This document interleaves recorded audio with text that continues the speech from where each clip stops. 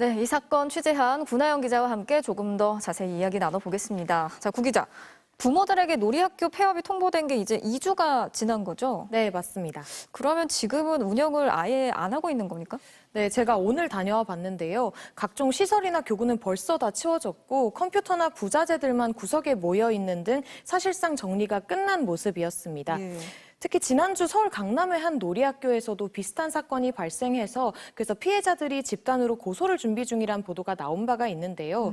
돈도 돈이지만 당장 아이를 맡길 곳이 없는 부모들에게는 청천벽력과 같은 일입니다. 만나본 피해 부모들 중에도 아이를 맡길 기관을 아직도 찾지 못해서 수소문 중인 분이 꽤 많았습니다. 아니, 맞벌이 부부들에게는 정말 난감한 상황일 수밖에 없겠네요. 그런데 이 놀이학교랑 어린이집 둘 다 아이들을 대상으로 하는 기관이잖아요. 그런데 유독 이런 일들은 이 놀이학교에서 좀 많이 일어나는 것 같거든요. 뭐 다른 게 있습니까?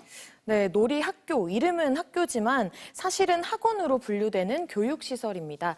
어린이집은 폐원 2달 전에 지방자치단체에 이를 신고하고 폐원 사실을 학부모와 교사에 알려야 하는데 놀이학교는 그런 의무가 전혀 없습니다. 예. 사전에 신고할 필요도 없어서 하루아침에 폐원을 해도 속수무책입니다. 이렇다 보니까 폐원 3일 전까지도 추가 등록을 권유할 수 있었던 겁니다.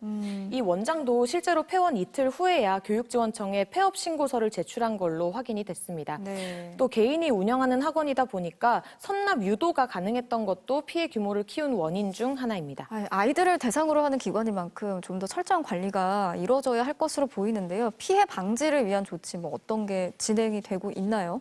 네, 현재 사립유치원은 폐원을 하려면 사전 신고 후에 교육감 인가를 받도록 지난 2019년에 시행령이 개정이 됐는데요. 그때도 사립유치원의 꼼수 폐원이 계기가 됐습니다. 하지만 아직 학원으로 분류되는 놀이학교는 여전히 법망 밖에 있습니다. MBC 취재 이후에 피해 사실을 파악한 관할 교육지원청은 곧바로 대응 방안 논의에 들어갔고요. 당장 이번 주에도 여러 피해자가 고소를 계획하고 있는 만큼 경찰도 사건을 병합해서 철저히 수사하겠다고 밝혔습니다. 네, 여기까지 듣겠습니다. 구나영 기자 잘 들었습니다.